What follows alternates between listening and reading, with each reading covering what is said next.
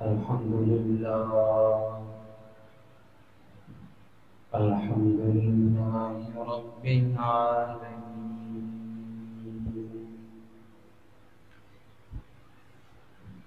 والصلاة والسلام على سيد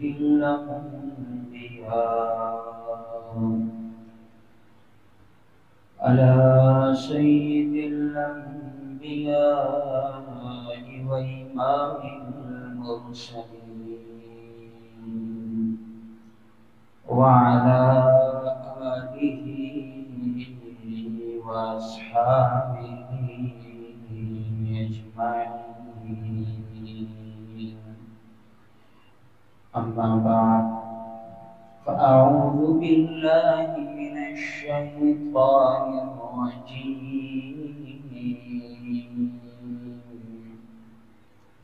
بسم الله الرحمن الرحيم.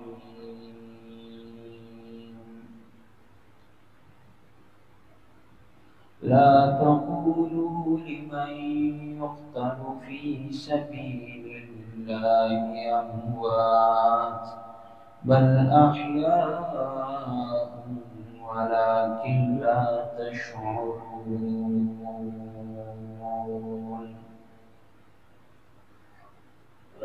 قال النبي صلى الله تعالى عليه وسلم: فإن خير الحديث كتاب الله، وخير الهدي هدي محمد صلى الله تعالى عليه وسلم، وشر الأمور محدثاتها، وكل محدثة بدعة، وكل بدعة ضلالة. صدق الله العظيم، وصدق رسوله النبي الكريم، ونحن على ذلك لمن الشاهدين والشاكرين، والحمد لله رب العالمين. اللهم صل على محمد وعلى آل محمد كما صليت على إبراهيم وعلى آل إبراهيم إنك حميد مجيد. میرے محترم سامعین، امت مسلمہ کے غیرت مند مسلمانوں، دوستوں، بھائیوں، محرم الحرام کا مہینہ شروع ہو چکا ہے۔ سب سے پہلے ہمیں یہ معلوم ہونا چاہیے کہ جس طرح یہودیوں کا اور عیسائیوں کا سال جنوری سے شروع ہوا کرتا ہے، اسی طرح مسلمانوں کا، امت محمدیہ کا سال محرم الحرام سے شروع ہوتا ہے۔ اور جب بھی ان کا سال آتا ہے تو وہ آپس میں ایک دوسرے کو مبارکبادیاں پیش کرتے ہیں، خوشیاں مناتے بھی ہیں، اور سوشل میڈیا بھی اس سے بھرا ہوا ہوتا ہے۔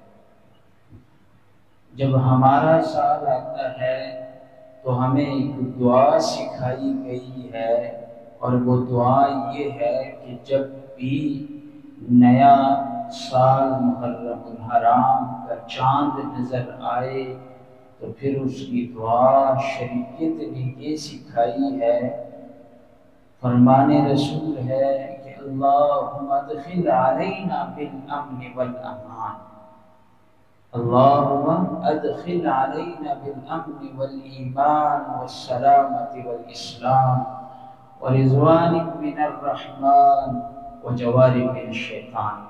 اللہ اس سال کو ہمارے لیے امن والا بنانا، سلامتی والا بنانا، اور ایسا سال بنانا کہ رب ہم سے راضی ہو جائے اور شیطان سے ہم محفوظ ہو جائیں۔ اور میں دعا کرتا ہوں کہ اللہ تعالیٰ ہمارے اس نئے سال کو ہمارے لیے مبارک فرمائے، پوری امت مسلمہ کے لیے لازوال مسرتوں کا باعث بنائے، امت مسلمہ کے لیے خیر و باعث کا بنائے، شرور و آفات اور بلیات سے اللہ کریم اس سال ہمیں محفوظ فرمائے اور ایمان پہ قائم فرمائے۔ محرم الحرام، محرم احترام سے نکلا ہے، اس کا معنی ہے فضیلت والا مہینہ، جس کا احترام یہودی بھی کرتے تھے، جس کا احترام عیسائی بھی کرتے تھے۔ جب بھی محرم کا مہینہ آتا تو یہودی اور عیسائی بھی آپس میں لڑائیاں ختم کر دیتے تھے۔ ایسا بابرکت مہینہ جس کا احترام یہودی بھی کریں، جس کا احترام عیسائی بھی کریں۔ حدیث پاک میں فضیلت انہی کی بیان ہوئی ہے کہ اشہر حرم، اور یہ اشہر حرم 4 مہینے ہیں، رجب، ذی القعدہ، ذی الحجہ اور محرم کا مہینہ۔ رسول کائنات صلی اللہ علیہ وسلم نے اس مہینے میں روزوں کی ترغیب دی ہے۔ مسلم شریف کی حدیث ہے، فرمایا افضل الصیام بعد شہر رمضان صیام شہر اللہ محرم، فرمایا رمضان کے بعد جس مہینے کے روزے افضل ہیں وہ محرم کے مہینے کے روزے افضل ہیں۔ حضرت عبداللہ بن عباس راوی حدیث ہیں، فرماتے ہیں قال قال رسول اللہ صلی اللہ علیہ وسلم من صام یوما، جس نے ایک روزہ رکھا من المحرم، محرم کا، فلہ بکل یوم 30 یوما، تو اس کے ایک روزے کا ثواب 30 دنوں کے برابر ہے۔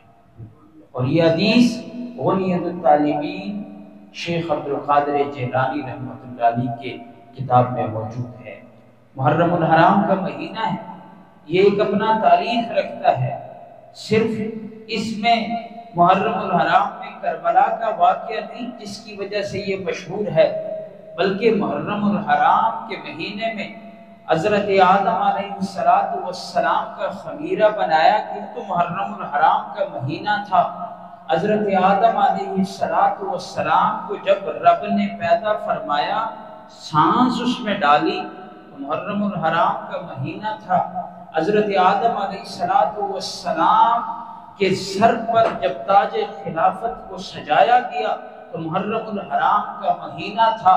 حضرت آدم علیہ السلام کے سامنے جب فرشتوں کو سجدہ کرایا گیا تو محرم الحرام کا مہینہ تھا۔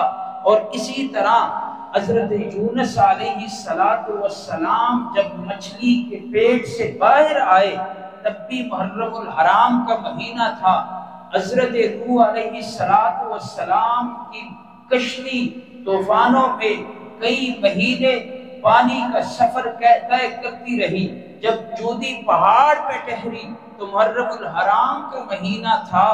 اور اسی طرح حضرت ابراہیم خلیل اللہ کو جب نمرود نے آگ میں ڈالا تھا تو جس وقت حضرت ابراہیم خلیل اللہ آگ سے باہر آئے تو آگ کے چپٹے سے باہر نکلنا تھا تو وہ بھی محرم الحرام کا مہینہ تھا۔ حضرت یعقوب علیہ السلام کا بیٹا گم ہوا، حضرت یوسف علیہ السلام کی یاد پہ روتے رہے، جب ان دونوں کی ملاقات کئی سالوں بعد ہوئی تو محرم الحرام کا مہینہ تھا۔ حضرت یوسف علیہ السلام جب خلافت کے تخت پہ بیٹھے تب بھی محرم الحرام کا مہینہ تھا۔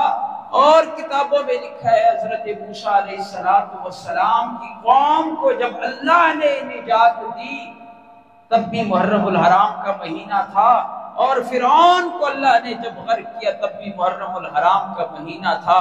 اسی طرح کعبۃ اللہ کا غلاف جب چڑھایا گیا تو یہ بھی ایک تاریخی پس منظر ہے تو محرم الحرام کا مہینہ تھا۔ کتابوں میں لکھا ہے علماء نے کہ آپ صلی اللہ علیہ وسلم کا نکاح جب ام سلمہ رضی اللہ تعالی عنہا کے ساتھ ہوئی تب بھی محرم الحرام کا مہینہ تھا۔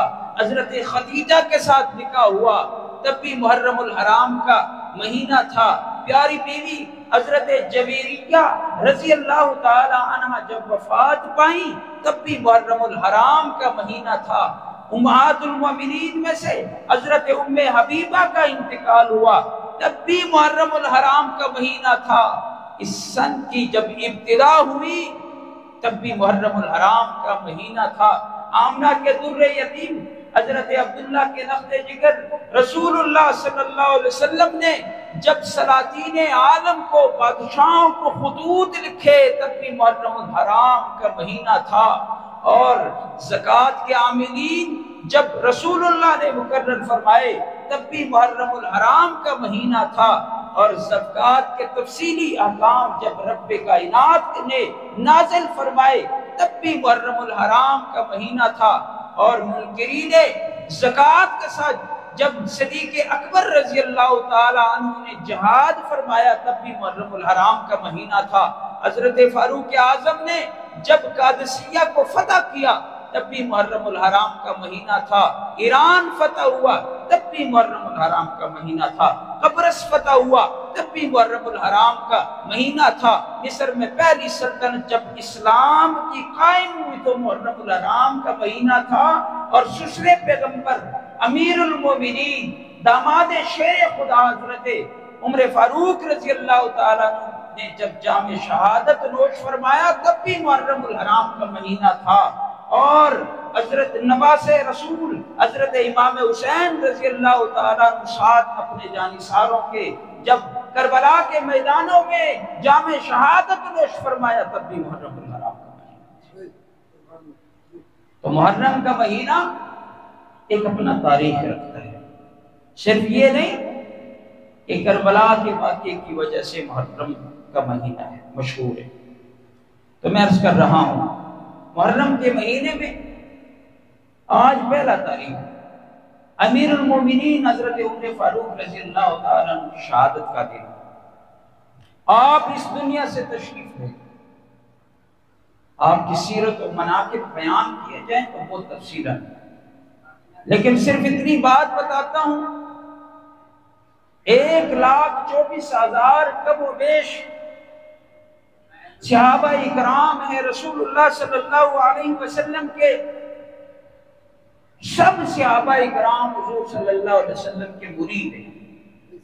حضرت ابوبکر صدیق رضی اللہ تعالیٰ عنہ بھی مرید، حضرت عثمان غنی رضی اللہ تعالیٰ عنہ بھی مرید، حضرت علی رضی اللہ تعالیٰ عنہ بھی مرید، تمام صحابہ اکرام مرید ہے۔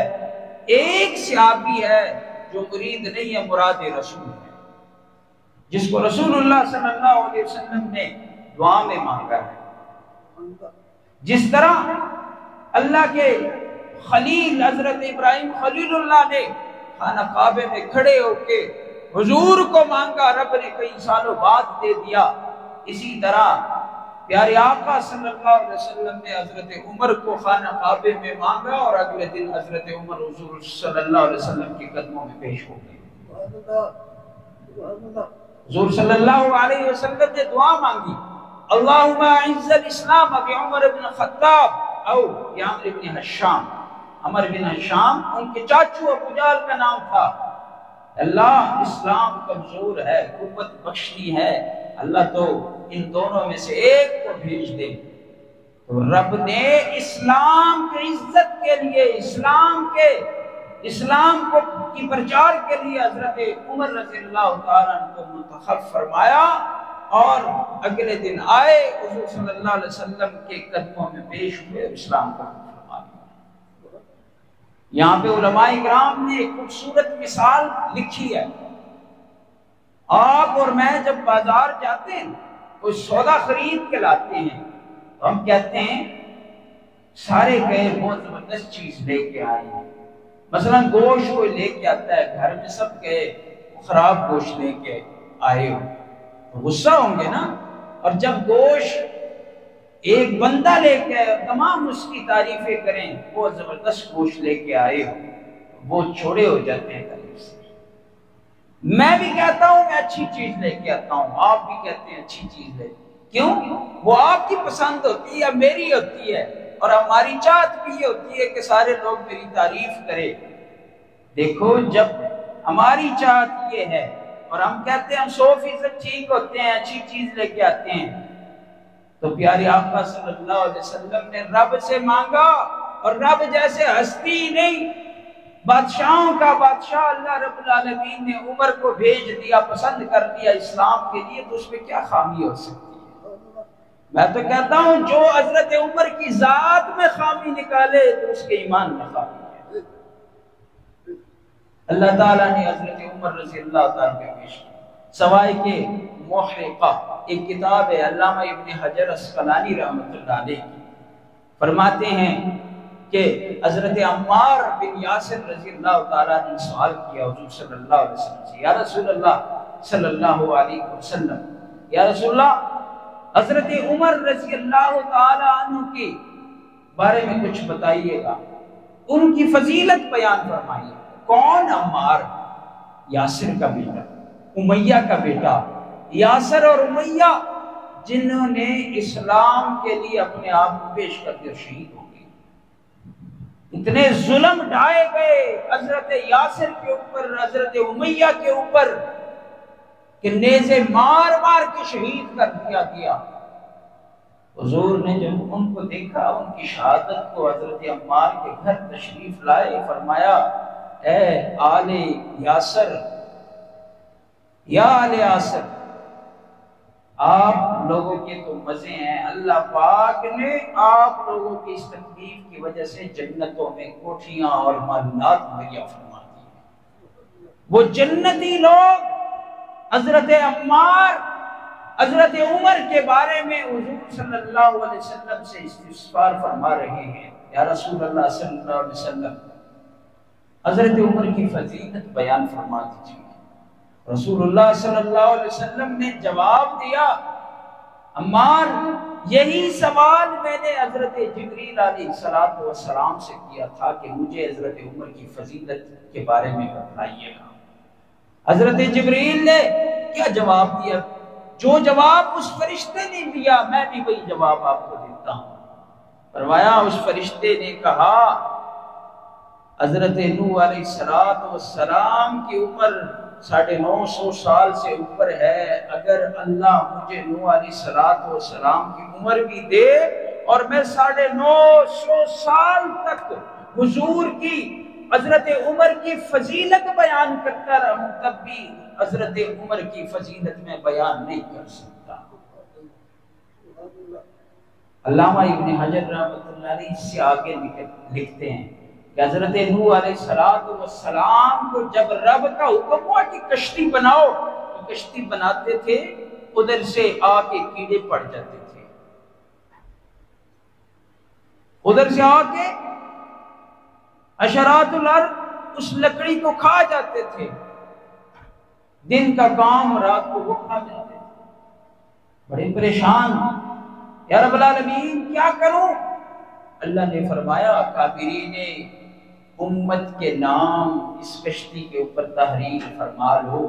پتہ ہے وہ کون سے نام تھے؟ فرمایا 5 نام لکھ لینا، حضرت محمد رسول اللہ، حضرت ابو بکر صدیق، حضرت عمر، حضرت عثمان، حضرت علی رضوان اللہ۔ جب وہ نام لکھے تو اللہ نے اس کشتی کو حشرات الارض سے محفوظ فرما دیا۔ یہ فضیلت ہے حضرت عمر رضی اللہ تعالیٰ عنہ کہ اسلام کا ایک عجیب واقعہ ہے۔ مشورہ ہوا کہ حضرت محمد رسول اللہ کو اگر قتل نہ کیا گیا تو پورا مکہ ان کا صحابی بن جائے گا، ان کے ماننے والے بن جائے گا۔ مشورہ ہوا قتل کریں گے، میں اختصار کے ساتھ کہہ رہا ہوں، قتل کریں گے۔ کون قتل کرے گا؟ حضرت عمر نے کہا میں جرت مند شخص، تلوار لی، چل پڑے حضور صلی اللہ علیہ وسلم کے پاس۔ راستے میں ایک صحابی ٹکرے، عمر خیریت تو ہے، ننگی تلوار لے کے جا رہے ہیں۔ فرمایا تمہارے نبی کا کام نعوذ باللہ ختم کر کے چلا تاکہ یہ فتنہ ہی ختم ہو جائے، کیونکہ اسلام نیا نیا تھا، لوگ کہتے تھے یہ فتنہ ہے، نعوذ باللہ من ذالک۔ اس وقت اس وقت جب دیکھا حضرت عمر کے دیش میں ہے تو انہوں نے کہا پہلے اپنے گھر کی تو خبر لو نا. آپ کا بہنوئی سعید ابن زید اور آپ کی جو بہن ہے حضرت فاطمہ بنت خطاب، ان دونوں کی تو پہلے خبر لو نا، وہ بھی تو مسلمان ہیں. انہوں نے کہا یہ آج میرے گھر تک پہنچ چکی ہے اور مجھے خبر ہی نہیں. واپس آئے، دروازے کے پاس پہنچے، وہ آپس میں قرآن پڑھ رہے تھے اور سورہ طٰہٰ کے آیتیں تھیں. حضرت عمر کے کانوں میں وہ تلاوت قرآن کی کچھ آیات سنائی دی اور اندر سے کفر کی جو دیواریں تھی وہ ٹوٹ گئی. دروازہ کھٹکھٹایا، دروازہ کھلا، کیا پڑھ رہے تھے؟ انہوں نے جلدی جلدی وہ صفحات چھپا لیے، مارنا شروع کر دیا. بہنوئی کو بھی بہت مارا، بہن کو بھی مارا. بہن بھی دیش میں آ گئی. بہن کہنے لگی مجھے آپ جتنی بھی مارو گی نا مار لو، میں بھی خطاب کی بیٹی ہوں، جس خطاب کے تو بیٹے آپ بیٹے ہیں، میں نے بھی اسلام کو نہیں چھوڑنا. حضرت عمر کی کفر کی دیواریں تو پہلے ٹوٹ چکی تھی نا. تو کہنے لگے چلو وہ دکھاؤ تو صحیح کیا پڑھ رہے تھے. آگے سے کہا نانا بابا پہلے نہانا پڑے گا، اپنے آپ کو پاک کرنا پڑے گا، پھر آپ اس قابل ہوں گے کوئی قرآن کی سماعت کریں. نہائے، واپس آئے اور جب قرآن مجید کی آیات دیکھی، ایسے بھی اللہ پاک نے ان کے حق میں ہدایت لکھی تھی. ان کا مجھے حضور کے پاس لے کے چلے. اب حضور صلی اللہ علیہ وسلم تشریف فرما ہے. قریب جب پہنچے صحابہ اکرام حضرت عمر آ رہے. حضرت حمزہ رضی اللہ تعالیٰ عنہ بھی اس وقت نوجوان تھے. انہوں نے کہا کوئی مسئلہ نہیں، آئے تو صحیح، اگر ان کے ارادے غلط ہوئے نا تو میں مقابلہ کروں گا. اب قریب آئے، شاعر نے کہا تمہیں یارو مبارک ہو، عمر بن خطاب آیا. عمر بن خطاب آیا تو یہاں پر حضور نے فرمایا چھوڑو، آنے دو. وہ آئے، حضور کے قدموں میں پیش ہوئے، فرمایا کلمہ پڑھا کہ لا الہ الا اللہ محمد رسول اللہ. مسلمان ہوئے. اس کے بعد کہا نماز کا ٹائم ہوا، کیا کر رہے تھے؟ نماز پڑھ رہے ہیں. یہ کیوں چھپ چھپ کے عبادت کر رہے ہیں؟ آج عمر مسلمان ہوا ہے، خانہ کعبہ کے چھت پہ کھڑے ہو کے اذان دو اور وہیں پہ نماز پڑھیں گے.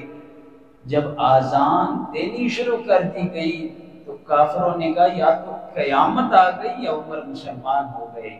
قیامت تو نہیں آئی تھی، حضرت عمر مسلمان ہو گئے تھے.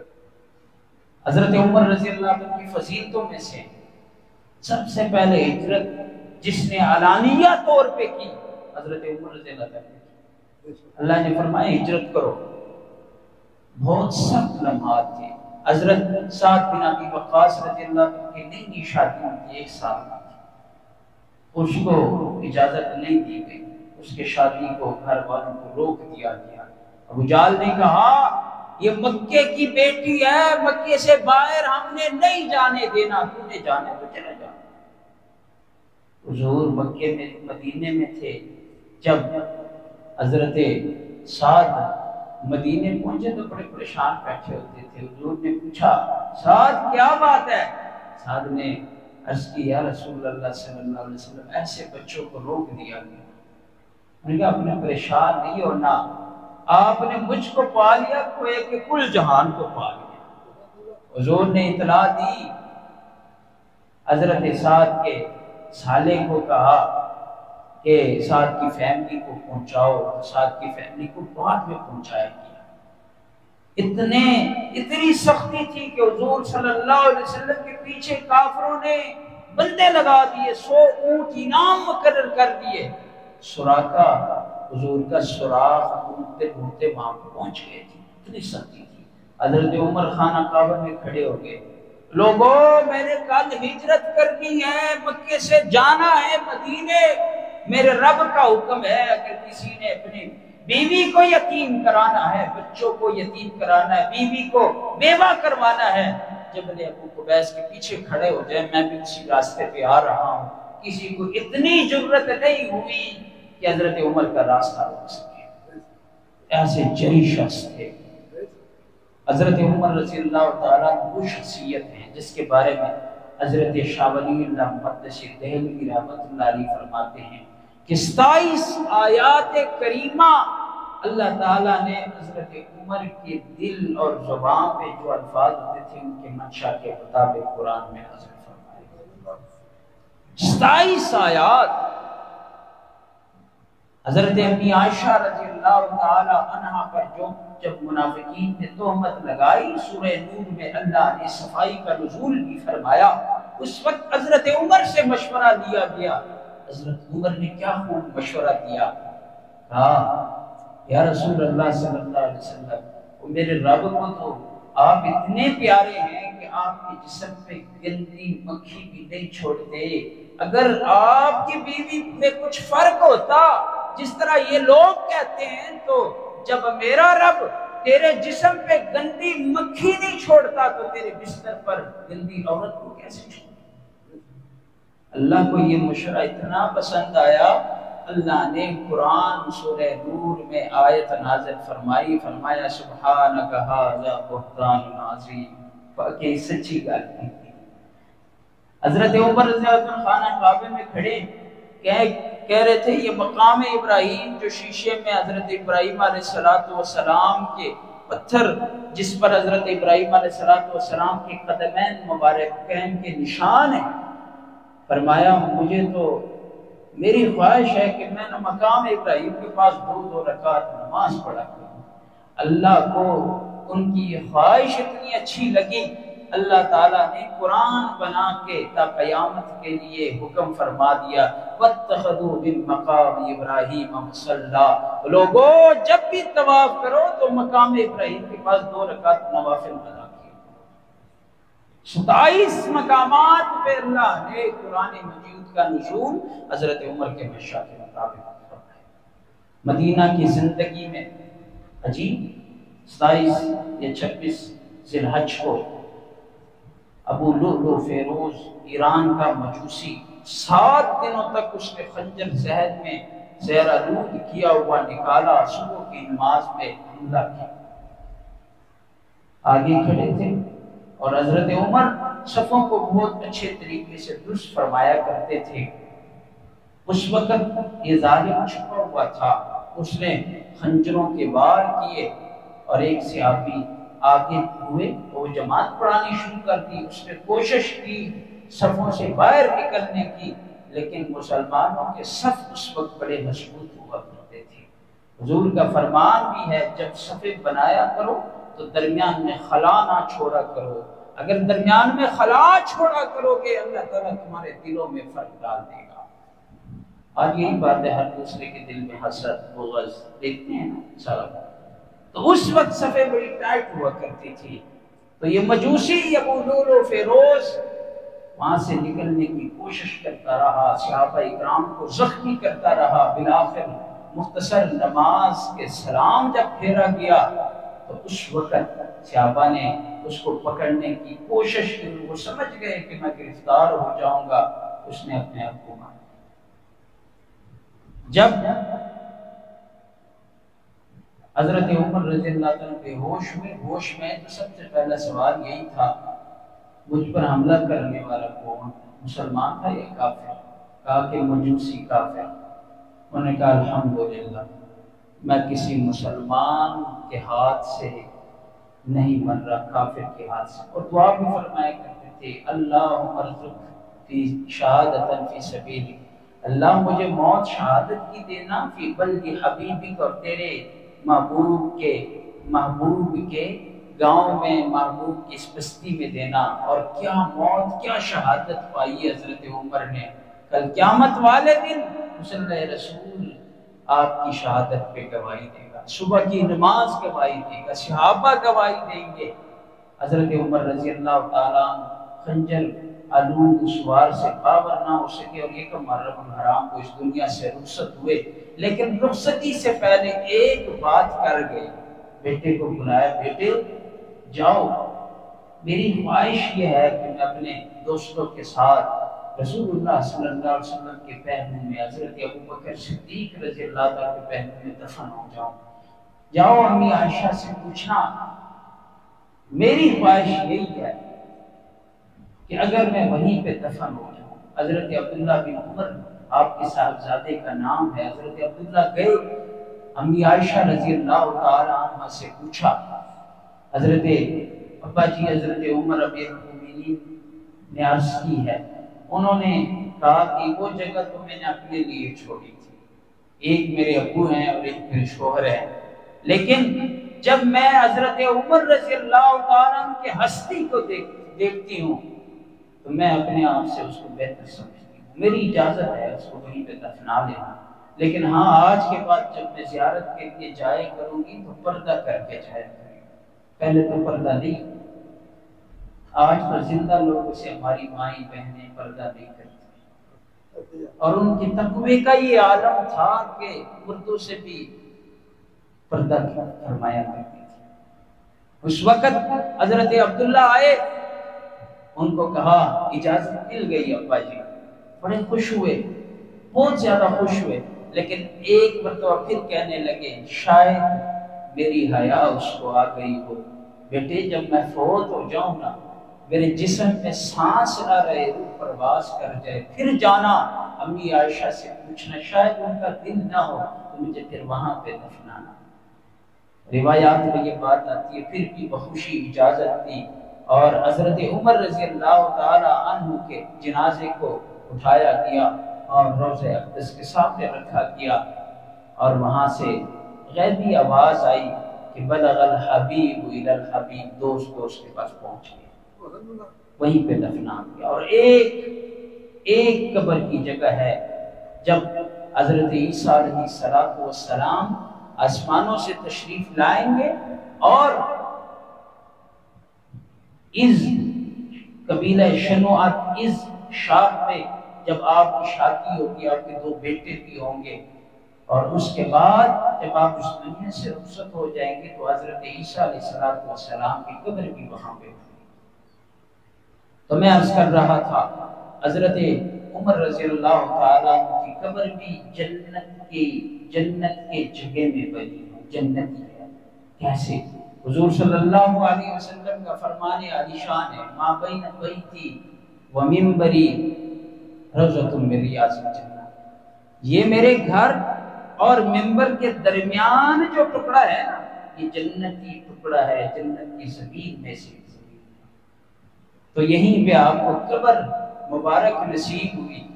اور قرآن مجید سے میں اس آیت کریمہ سے استدلال کرنا چاہتا ہوں. اللہ نے قرآن میں بھی ارشاد فرمایا ہے, فرمایا منہا خلقناکم وفیہا نعیدکم ومنہا نخرجکم تارۃ اخری, جو جس مٹی سے بنا ہو نا اسی جگہ پہ جا کے دفن ہوا کرتا ہے. جنتی مٹی سے یہ لوگ بنے تھے اور جنتی مٹی میں دفن ہو گئے. آپ رضی اللہ تعالی عنہ کی شخصیت کے حوالے سے, غزوات کے حوالے سے بات کی جائے تو حضرت عمر رضی اللہ تعالی عنہ کی زندگی میں, حضور صلی اللہ علیہ وسلم کی زندگی میں 27 جنگیں لڑی گئیں, 27 غزوات میں آپ نے خود شرکت کی. خلیفہ کیسے بنے؟ حضرت ابو بکر صدیق رضی اللہ تعالیٰ عنہ جب آخری وقت انہوں نے سب کو جمع کیا, فرمایا میں حضرت عمر کو خلیفہ مقرر کرنا چاہتا ہوں.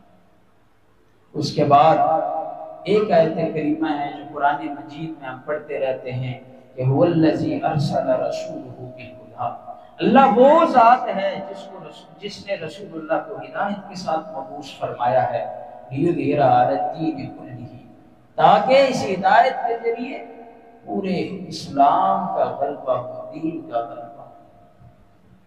اب اسلام اور دین کا غلبہ حضرت عمر رضی اللہ تعالیٰ کی خلافت میں صحیح طریقے سے ظاہر ہوا. قیصر و کسریٰ 2 بڑی حکومتیں تھیں, جس طرح کہ آج کل کے دور میں امریکہ اور روس. قیصر و کسریٰ ان کی حکومتیں بہت بڑی تھیں, آپ نے ان کو شکست دی. فتوح البلدان ایک کتاب ہے, اس میں علامہ برازری نے بڑے تفصیل سے یہ واقعہ لکھا ہے کہ جب قیصر و کسریٰ, قیصر روم کے بادشاہ کو کہا جاتا تھا, کسریٰ ایران کے بادشاہ کو کہا جاتا تھا, جب آپ نے ایران کے بادشاہ اس وقت جو موجود تھے، یزدجر اس کا نام تھا، فارسی میں اور اردو میں یزدگر بھی کہتے ہیں۔ آپ نے ایک صحابی، 7-14 بندے تھے، ایک صحابی حضرت نعمان بن مکرم رضی اللہ تعالیٰ عنہ کو کہا آپ دعوت دیں گے۔ دعوت کے لیے جب پہنچے تو انہوں نے دعوت دی، شاعران کو کہا۔ شاعران 3 باتیں ہیں، یا تو حضرت عمر کو جزیہ دو، یا اسلام قبول کر لو، یا ہمارے ساتھ جنگ کے لیے تیار ہو۔ یہ علامہ بلازری نے عجیب یہ خطبہ لکھا ہے کہ اس وقت شاعران نے ایسے ان کو سمجھا، بہت ہلکے میں لیا اور کہنے لگے اچھا تم اونٹ کی چمڑیاں گھسیٹنے والے اور کھانے والے، تم مجھے دھمکی دے رہے، میری حیثیت دیکھو اور تمہاری حیثیت دیکھو۔ بڑے ہلکے ہلکے الفاظ استعمال کیے اور آخر میں کہنے لگے اگر ہمارے اصولوں کے خلاف یہ بات نہ ہوتی کہ سفیر کو قتل کر دیا گیا، میں تم سب کو قتل کر دوں۔ اب یہاں پر فوج تیار ہو گئی، جنگ کی قیادت حضرت عمر کی۔ اب حضرت عمر نے کہا میں خود کروں، خود نکلے۔ مدینے سے جب نکلے تو بڑے بڑے صحابہ کرام، حضرت علی رضی اللہ تعالیٰ عنہ، دوسرے حضرات نے کہا نہیں جی آپ قیادت نہیں کریں گے، اللہ نے اگر نہ چاہا ہمیں شکست ہوئی تو لوگ کہیں گے مسلمانوں کے خلیفہ خود بڑے تھے، امیر تھے، ان کو شکست ہو گئی، بڑی بے عزتی کی بات۔ قیادت آپ چھوڑیں، قیادت چھوڑ دی۔ وہاں سے حضرت عمر رضی اللہ تعالیٰ عنہ چلے گئے تو اللہ تعالیٰ نے ایران کی فتح بھی نصیب فرما دی، بیت المقدس بھی فتح ہوا۔ یہ بہت بڑی فتح اللہ تعالیٰ نے نصیب فرمائی۔ اور اسی طرح بیت المقدس جب فتح ہوا تو حضرت عمر رضی اللہ تعالیٰ نے کہا کہ آپ بھی آ جائیں۔ پادری وہاں پہ بیٹھے ہوئے انتظار کر رہے تھے۔ حضرت عمر رضی اللہ تعالیٰ نے پیبند والے کپڑے پہنے ہوئے تھے۔ لوگوں نے، صحابہ اکرام نے، کہنے کی تو بہت باروب شخصیت تھی، کہنے کی جرت ہی نہیں تھی۔ حضرت امی عائشہ سے کہا کہ آپ ذرا اگر کہتے، کیونکہ یہ نہ دوسرے ملک جا رہے ہیں، سارے لوگ ملاقات کے لیے بیٹھے ہیں، اگر نئے کپڑے یہ کرتا تبدیل کر لیں۔ انہوں نے درخواست کی، امی تھی، درخواست کی، بیٹے نے مان لی، حضرت عمر نے وہ کرتا تبدیل کیا۔ اب کچھ سفر طے کے واپس کا، مجھے اس میں چین نہیں آ رہا، بس ان کی فرمائش پوری کر دی، دوبارہ میرا کرتا تھا، دوبارہ پہن لیا۔ اس میں 27 پیبند تقریباً لگے ہوئے تھے۔ اسلم غلام ساتھ تھا۔ جب وہ قریب بیت المقدس کے ہو لیے، جب قریب پہنچے، سارے پادری بیٹھے ہوئے دیکھ رہے ہیں، واقعی حضرت عمر ہے یہ، ہماری کتابوں میں جو نشانیاں لکھی ہیں۔ جب قریب پہنچے، کتابوں نے عجیب بات لکھی ہے، وہ خود نیچے اترے، اسلم غلام کو اوپر بٹھایا۔ انہوں نے کہا امیر المومنین صاحب اب قریب پہنچے، کوئی مسئلہ نہیں، میں باری باری ہے نا، اب آپ کی باری، آپ نے اوپر بیٹھنا ہے، حضور صلی اللہ علیہ وسلم کا سنت طریقہ نہیں۔ مزے کی بات یہ کہ ایک چپل بھی ٹوٹ گئی، ایک ہاتھ میں مہار اور دوسرے ہاتھ میں چپل۔ پادری سارے دیکھ رہے ہیں، کوئی کہہ رہے ہیں اوپر بیٹھا ہوا شخص امیر المومنین ہے، کوئی کہہ رہے ہیں نیچے آنے والا شخص امیر المومنین، اور نیچے آنے والا شخص امیر المومنین تھا تو بیت المقدس ویسے کہ ویسے فتح ہو گیا۔ یہ حضرت عمر رضی اللہ عنہ کی شخصیت ہے، اللہ تعالیٰ نے ان کے ہاتھ بیت المقدس اور ایران کی فتح نصیب فرمائی۔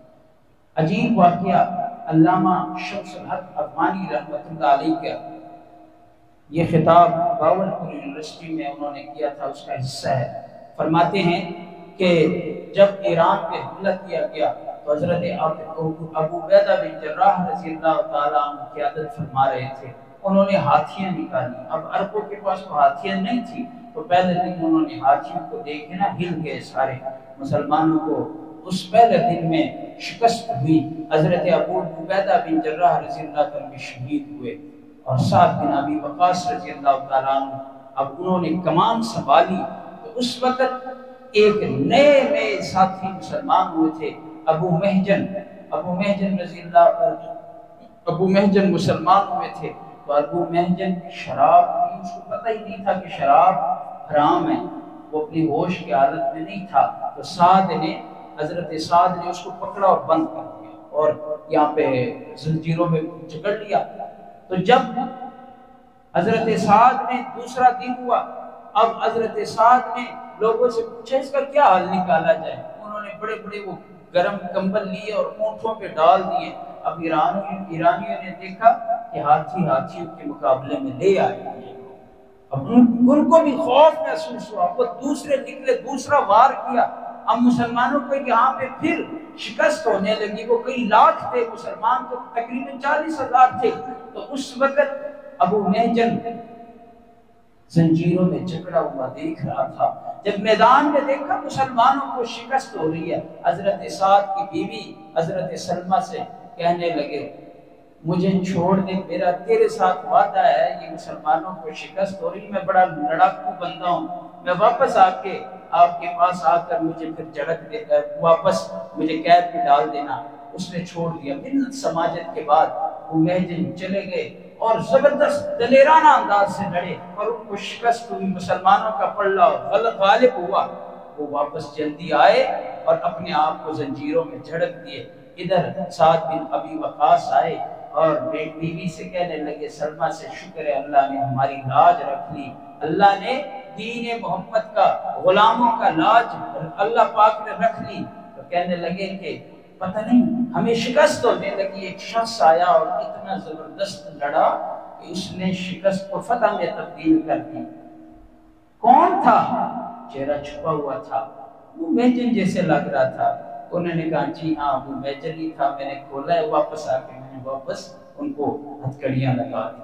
تو اللہ تعالیٰ نے عجیب عجیب فتوحات حضرت عمر رضی اللہ تعالیٰ کے دور میں دیے ہیں۔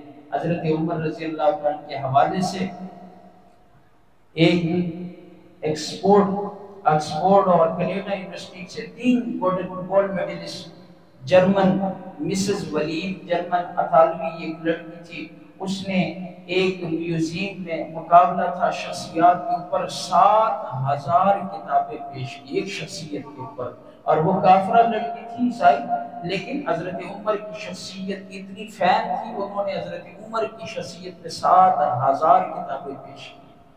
تو لوگوں نے پوچھا، بعد میں وائس آف امریکہ کو انٹرویو دیا، پوچھا کہ آپ کیسے ان سے متاثر ہوئے؟ انہوں نے کہا ہمارے سارے لوگ تو گھبران جب آتے ہیں، جو بھی ہے وہ آتے ہیں لبرزم کا نعرہ لگاتے ہیں۔ لبرزم کا معنی ہے آزادی، کہ ہم آزاد قوم ہیں، کوئی غلام نہیں ہے۔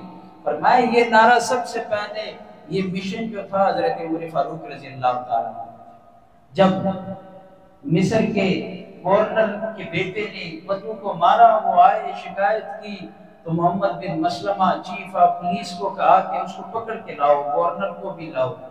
تو حضرت عمر کو بھی لائے گئے، تو انہوں نے کہا اس کے بیٹے کو تم بھی ایسے ہی مارو جس طرح اس نے مارا، بدلہ لیا۔ اور اس وقت یہ کہا کب سے تم نے عربوں کو غلام بنا رکھا ہے جبکہ ان کی ماؤں نے ان کو آزاد چنا ہے۔ فرمایا یہ نعرہ تو وہیں سے نکلا ہے، آج ہم 1400 سال سے کہہ رہے ہیں ہم آزاد قوم ہیں، ہم یہ۔ تو فرمایا میں اس ایک جملے کا خیال ہوں، تو لہٰذا میں بھی دعا کرتا ہوں کہ اللہ تعالیٰ آپ کے درجات کو بلند فرمائے، اللہ تعالیٰ صحابہ کرام اور اہل بیت کی محبت صحیح معنوں میں ہمیں نصیب کرے۔ وآخر دعوانا الحمدللہ رب العالمین۔